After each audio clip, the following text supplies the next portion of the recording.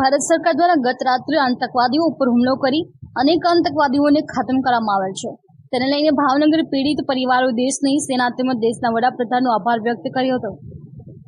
પહેલગામમાં એક આતંકી હુમલો કરવામાં આવ્યો હતો, જેમાં 27 જેટલા નિર્દોષ ભારતીય નાગરિકો જીવ લેવામાં આવ્યા હતા. આતંકી હુમલામાં ભાવનગરના પિતા પુત્રના પણ કરુણ મોત નીપજ્યા હતા. ત્યારે ભાવનગરના પરિવારે આ હુમલામાં પોતાના ગુમાવેલા સ્વજનની આત્માની શાંતિ માટે ભારત દેશના વડાપ્રધાન પાસે ન્યાયની માંગણી કરી હતી. દેશના વડાપ્રધાન દ્વારા આતંકી હુમલાઓમાં અનેક મહિલાઓના સિંદૂર ભૂંસાયા હતા. ત્યારે ઓપરેશન સિંદૂર નામનું મિશન શરૂ કરવામાં આવ્યું હતું, જેમાં ભારતીય સેના દ્વારા ગઈકાલે અચાનક પાકિસ્તાન નજીક જ્યાં આતંકવાદીઓના 9 જેટલા સ્થળોને નિશાન બનાવી હુમલો કરી 100 જેટલા આતંકીઓને ઠાર કરી દેવામાં આવ્યા હતા. ભાવનગર પીડિત પરિવારોએ અચાનક દેશની સેના દ્વારા ઓપરેશન સિંદૂર પાર પાડવામાં આવતા ભાવનગર પીડિત પરિવાર ભારત દેશની સેનાનો ખૂબ ખૂબ આભાર વ્યક્ત કર્યો હતો અને જણાવ્યું હતું કે અમારા સ્વજનોની આત્માને હવે જરૂરથી શાંતિ મળશે તેમ જણાવ્યું હતું. અશ્વિન ગોહેલ, જી ન્યૂઝ, ભાવનગર. મને ખૂબ ગર્વ છે આપણા મોદી સાહેબના, એને કે જે આને તાત્કાલિક લીધી છે. એટલે મને ખૂબ 15 દિવસ થયા, આજે 16મો દિવસ છે.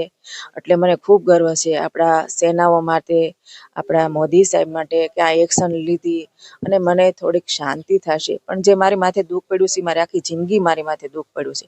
પણ હું એવી ઈચ્છું છું કે મારી કોઈ ભારત જે મારી સેના છે ત્યાં એની કોઈ દીકરી કે બેન કે પોતાની પત્ની કોઈ વિધવા ન થાય, નિરાધાર ન થાય, એવી મારી પ્રાર્થના છે કે આવું કોઈ દિવસ આતંકવાદી દીકરીને કોઈ આવું ન થાય, એવી મારી પ્રાર્થના છે કે આવું કોઈ દિવસ ન થાય. એનું પાકિસ્તાનનું નામ નિશાન મિટાવી દો.